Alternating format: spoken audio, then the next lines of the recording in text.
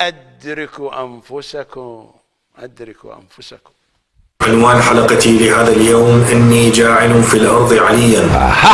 قالوا: وتجعل فيها أبو بكر وعمر ونحن نسبح بحمدك ونقدس لك. قرآن كريم شنو في لوح محفوظ. شبيه؟ قال: لا يمسه إلا أبو طالب. الله الله الله الله. بسم الله الرحمن الرحيم. عما يتساءلون عن علي بن أبي طالب الذي هم فيه مختلفون.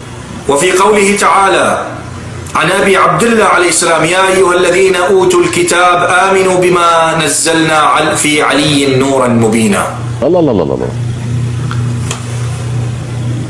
ولو أنهم فعلوا ما يوعظون به في علي لكان خيرا لهم. هذه الآيات كلها حذفت من القرآن. أمة ملعونة.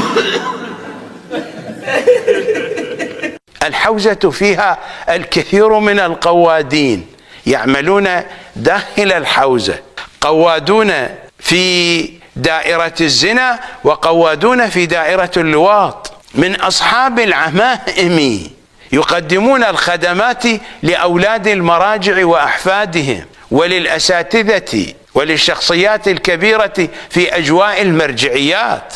أنا لا أحدثكم حديثا من دون أن أكون متأكدا من ذلك، وعندي الوثائق على هذا الموضوع. إنني أتحدث عن كبار القوم ويترفقون بالبر والإحسان وحق الحسين. هذا يجري في حوزة السيستاني وحوزة غيره، يترفقون بالبر والإحسان على اللوطيين وأمثالهم لأنهم يتعصبون لهم.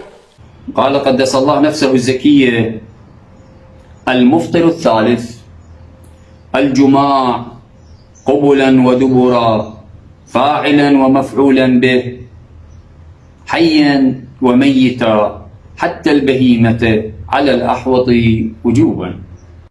وأما سائر الاستمتاعات كاللمس بشهوة والضم والتفخيذ، والتفخيذ معلوم لديكم، والتفخيذ فلا بأس بها حتى في الرضيعة.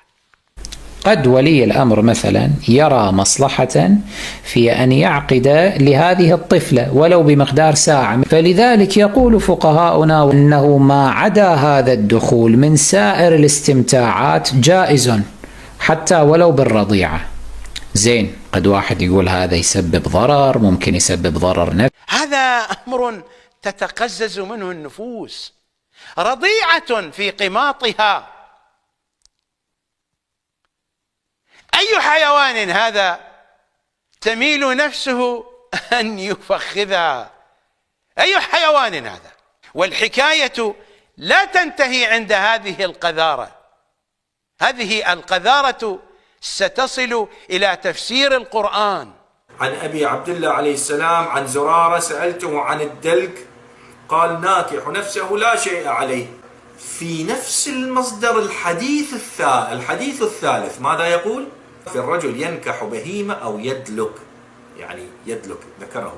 سيتحول الدين إلى قذارة، إلى مزبلة، وهذا هو الذي يجري على أرض الواقع.